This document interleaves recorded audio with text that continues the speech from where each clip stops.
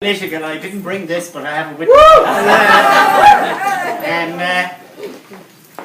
I got a letter off a 10-year-old girl today telling me that I was her hero.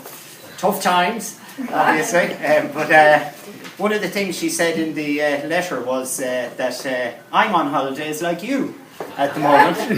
And which is kind of interesting because everywhere I've gone for the last 2 weeks, that's all anyone says, you're on holidays. But I have a defence.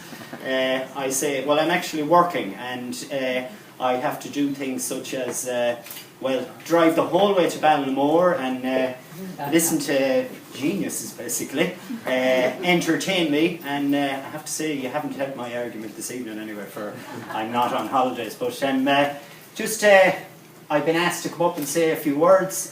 Chrissy invited me here, when was it, last year, for that auction thing that we did.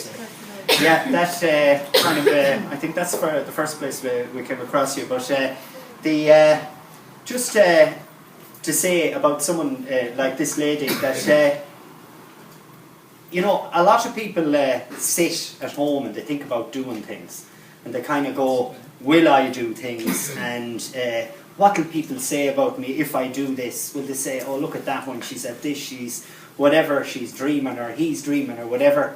But some people actually stop watching Coronation Street and leave the house and come out and try and do things.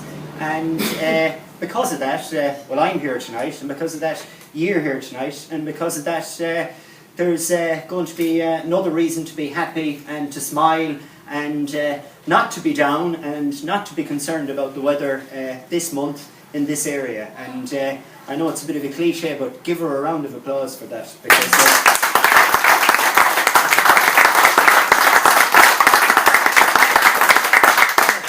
and it's funny I should be handed this because apparently, you know, we should be careful with our resources, and there are times people try and undermine or sort of suggest that maybe we don't have an awful lot of resources in certain ways, so that then they pinpoint one and they go, you better go for it or you'll have nothing.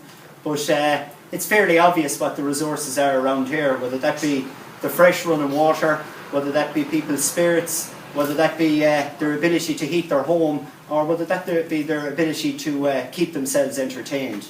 And I was never very good at that. I have to say I'm just a sponge on people like ye, just soak it in, and I enjoy it. And it sounds like it's going to be an excellent couple of days. And unfortunately, I'm not going to be able to come to it because I actually am on holiday that week.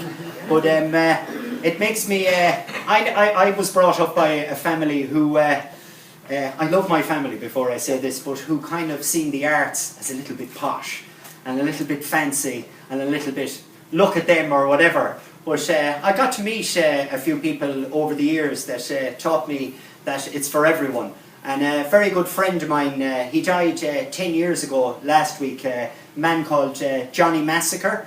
He was a sword swallower. He was training, learning how to juggle chainsaws the week before he died. He didn't, he died in a car crash, not from juggling chainsaws.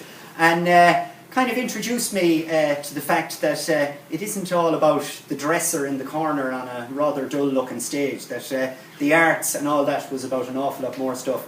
And entertainment can be quite colourful. And just if someone had told me years ago that I'd actually enjoy listening to someone playing the harp, I'd have a great crack sort of trying to prove them wrong. But just come in here and listen to that there this evening. It's just, it's beautiful, and it chimes with the area, it really does. And I don't know where that voice comes out of that little girl. I have a girl that age myself. And I tell you, you could teach a few people in the place where I work, or where we call it work, how to get your message out there. And just finally to say, best of luck with the festival, and it's refreshing to be in a place where there isn't a suit in sight.